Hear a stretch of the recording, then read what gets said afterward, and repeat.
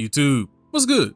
Senju, back at it again with another video. So, before we get into it, let's go ahead and discuss what's been going on for the past 2 weeks. Absolutely nothing. You know, I've been waiting just to kind of see if Throne and Liberty was going to kick up some dust, maybe say, oh, hey, we're going to be dropping such and such. The best we got was a patch note release for the Korean version that buffed the spear that we got the very next day that did not buff the spear. I don't know, you know, I get it, it's the holiday season, so it's winding down, but Lord have mercy. I've been playing so much Path of Exile 2, I almost want to add Path of Exile to the channel and cover that as well as Delta Force on top of Throne and Liberty. And I might do it just so I have more stuff to drop, because I want to cover those titles as well. I just don't want, you know what, I'm going to do it. You heard it here. We're going to cover Path of Exile 2 and we're going to cover Delta Force on top of Throne and Liberty, because I don't want my core audience here to just be built on Throne and Liberty, because I don't want to be locked into a position where I'm only just covering Throne and Liberty. So pretty soon you're going to get a Path of Exile 2 video, and you're also going to get a Delta Force video, and whatever other game I happen to play in the future, you're going to get a video for that too, and we're just going to continue to grow. I mean, why not? What do I have to lose, right, people? So today, while we are still on Throne and Liberty, we are going to discuss our Dagger and Spear build. Now, to understand Dagger and Spear, you pretty much need to understand exactly what its purpose is, or what you determine your playstyle is. For this specific build, I set out to be the absolute most annoying menace possible to healers, dagger users, greatsword users, everything except a tank, because tanks require multiple people in this game, because unfortunately heals are so stupidly overtuned that there's just very little counterplay to heals. So, describing the build, what exactly is it that this build is very good at? The way that I've set up your skills, you're basically going to have 2 sets of a rotation. If we go ahead and move this to my controller UI, as you can see, which by the way, for those of you who have no idea how to do that on PC, just literally plug in a controller and it'll automatically swap it over to your controller UI. Now, as you can see, we have Flaming Arc, Gale Rush, Knife Throw, Slaughtering Slash. We also have a multitude of other skills that I'll go over in a second.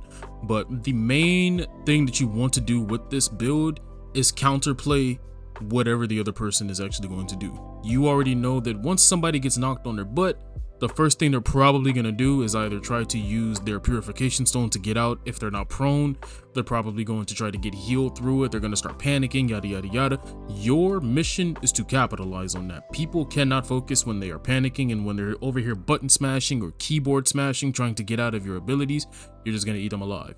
So how does the rotation work? I'm going to show you live right here before we go ahead and get into the skills section.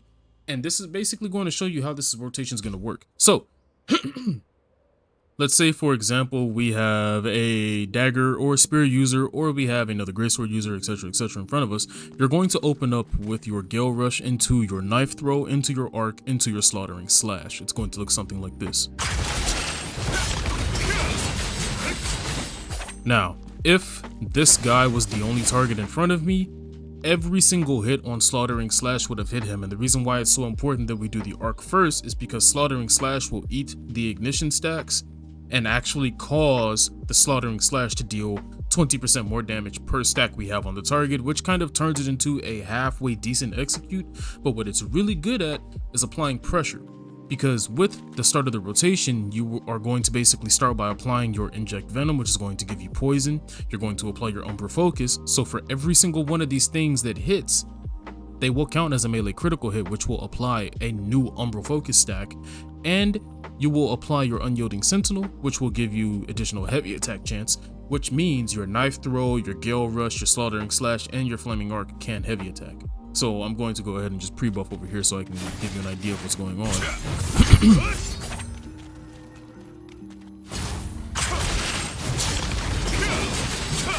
As you can see, whoever was right here would have gotten absolutely obliterated by the first half. And if he didn't get obliterated by the first half, this is why I said this is so good at countering those people. What you are going to do is basically hit your Shadow Strike, which locks him in place while he's trying to run. You're going to Fatal Stigma, which is going to allow you to get that next 80% heal reduction, because you don't have Knife Throw up at this point anymore. You're going to then Ankle Strike to knock him prone, and then go ahead and hit him with the Explosive Fury to go ahead and finish him off. If that doesn't kill him, him, he's going to be so low that he's either going to die to dots, or you can literally just go ahead and do this again. You can just go ahead and Gale Rush into another knife throw to keep the heals down, and just hit your Flaming Arc to go ahead and just keep good sustained DPS on him, because you don't really have some bursty execute, but what you do have is an insane amount of sustained DPS. So if we go through the full rotation here,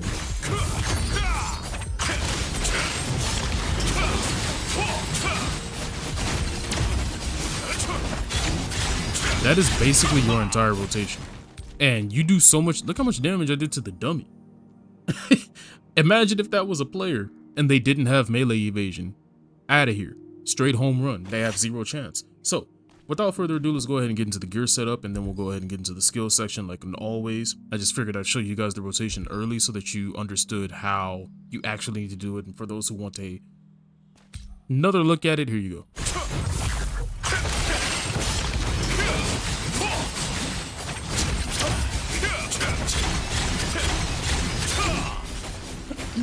That's basically going to be your rotation. And again, for slaughtering slash specifically, if there are targets within 6 meters of you, when you activate it, it will walk around like that. But if this guy happens to be the only one in front of you, it's only going to ever hit him, and you will absolutely mow this guy down. So without further ado, let's go ahead and hop into the gear, and then we'll hop into the skills. Alrighty, so we've gotten into the skills section. Now for the skills section, this is literally the exact same build that I'm using in game. The only thing that I do not have in game yet is the Phantom Wolf gloves, and that's mainly because I've actually become quite comfortable with the previous version of this build that I was using, which had the grips of the Executioner. However, if you do have access to the Phantom Wolf gloves, then you can go ahead and put these in, and then you'll be just fine. Now for the weapon of choice, we have the heroic pole arm of the Resistance, and as you can see, we have the dexterity rune synergy activated, so we can get the additional dexterity points. For our point distribution very quickly, we have strength, dexterity, 45 for wisdom. I know that's a little out of place for a lot of people, but I'll explain why in a second. 60 perception and 10 fortitude. I did test out fortitude, but fortitude just happens to be one of those tests from my experience that you need to just go all in on. If you're not going all in on fortitude, then I just don't see a point to using it. However, I will be collecting gear on the back end and working on a full fortitude setup, which might take a while because I have to get the gear first, but I am looking to testing out fortitude. Now, the reason why we have 45 into wisdom is because you need a lot of mana for Spear Dagger, because you don't have something like mana exchange by using dagger crossbow to give you your mana back. And just in general, mana regeneration, health regeneration in this game, if you do not have access to a wand or a longbow, it's abysmal. Healing is so overtuned for longbow and wands, and mana regeneration is so overtuned that you are basically just down out of luck if you're not playing wand or longbow, which is just unfortunate.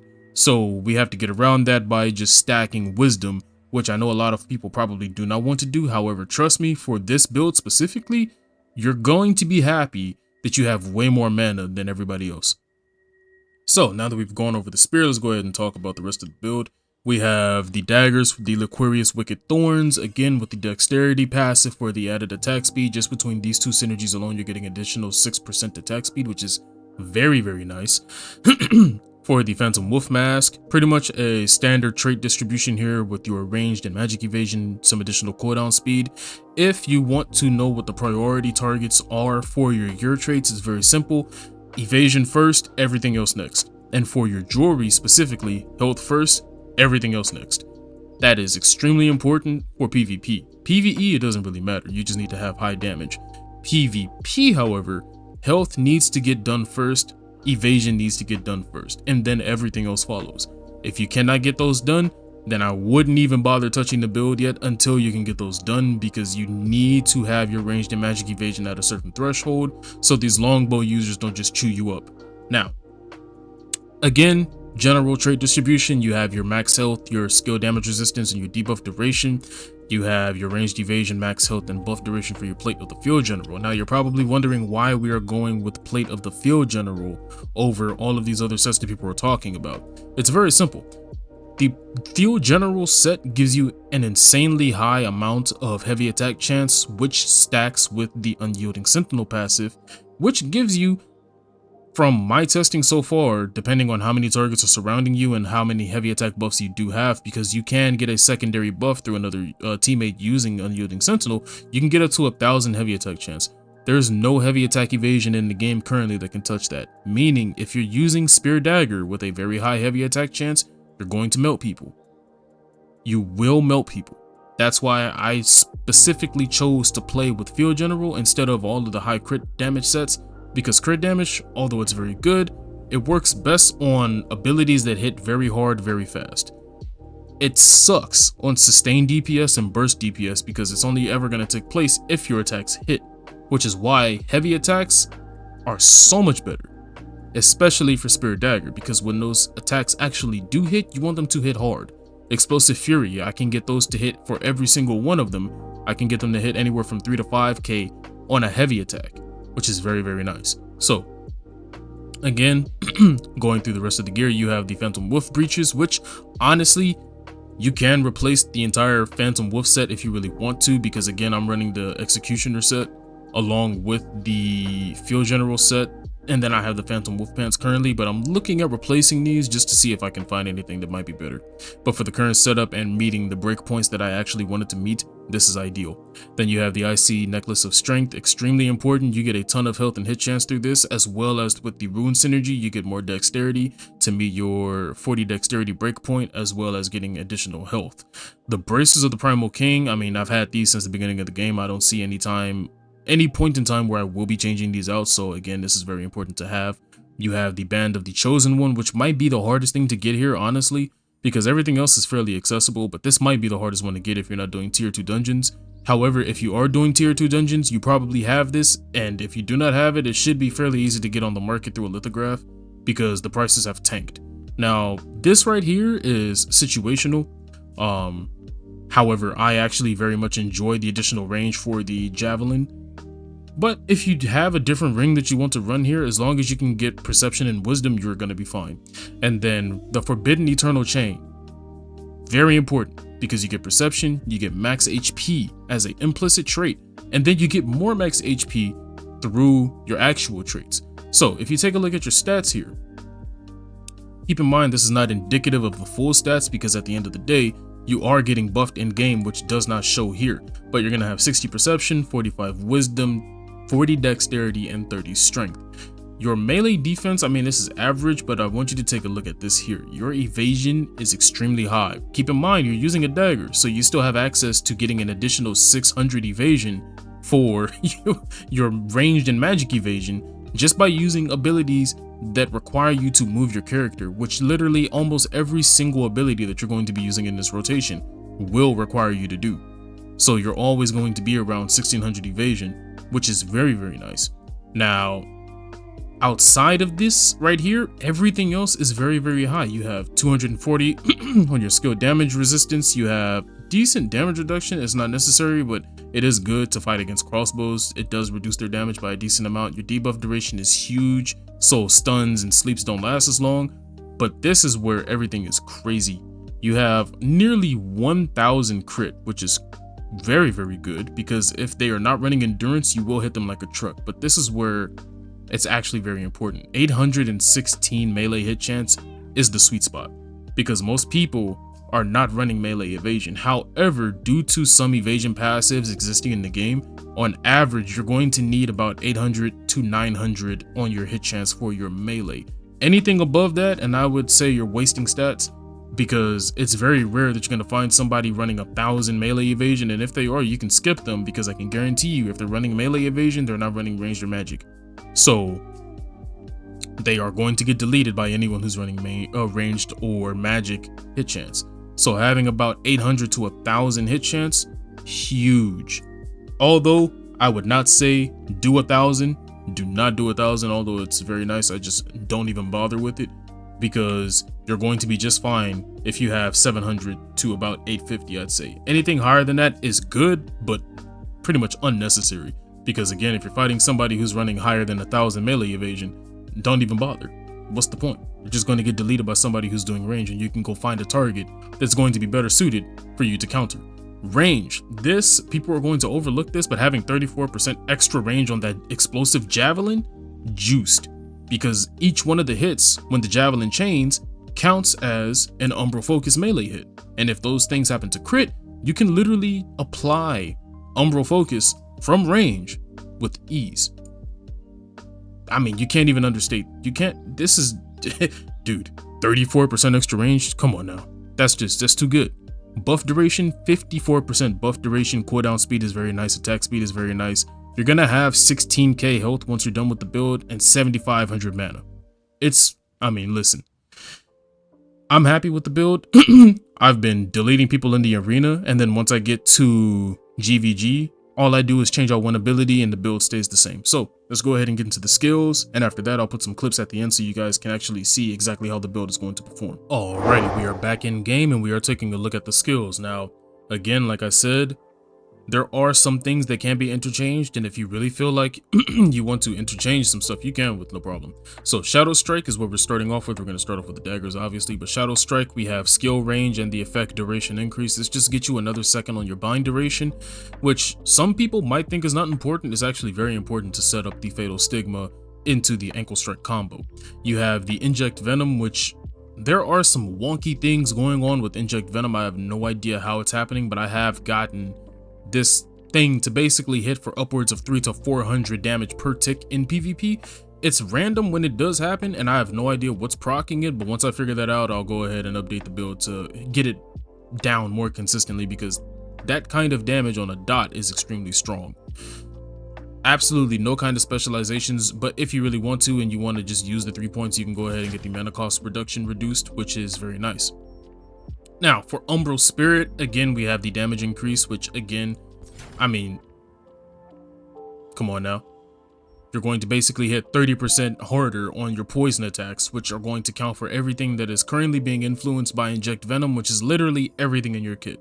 So if they happen to crit, they will proc the damage increase on the Umbral Spirit, which is just very nice. Now, we have Knife Throwing with the Hastened Arc and the effect duration. This is mainly just to keep the movement speed and the health reduction up. Ankle Strike to have the Expand Conditions. This is mainly just to always get the prone once you come out of the Shadow Strike Fatal Stigma combo. And then you have Camouflage Cloak with CC Immunity. This is to basically get you out of CCs if you ever need to get out of a CC. If you do get out of the CC and you happen to be invis, do not come back out of invis. Stay invis, let your cooldowns reset, and then come out with a full burst rotation again and just really run that guy over. Because in some cases you will get CC'd and you're gonna need to get out. Just reset. Don't get greedy, just reset. But again, we have Camouflage Cloak with the CC Immunity and the Hastened Arc. Fatal Stigma with the cooldown reset and the damage increase. Now, some people are probably not going to run this, but I will tell you that you very often will kill people before you even get to the second half of the rotation because of how much damage the first half does. If that happens and you happen to hit Fatal Stigma, it is very nice to be able to just get that immediately reset versus having to wait for that 20 something second duration. It's so nice. And then if those targets happen to be very low and they're not dead yet, this thing will pop, hit them for 3 to 5k. It's just additional damage that you cannot pass up on top of a 80% heal reduction.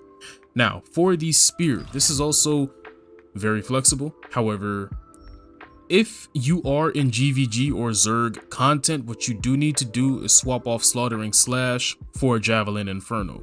However, if you do not plan to AoE people down, you don't want to be in a fight like that, you can stay with Slaughtering Slash and just single target the people that you want to get out of the way.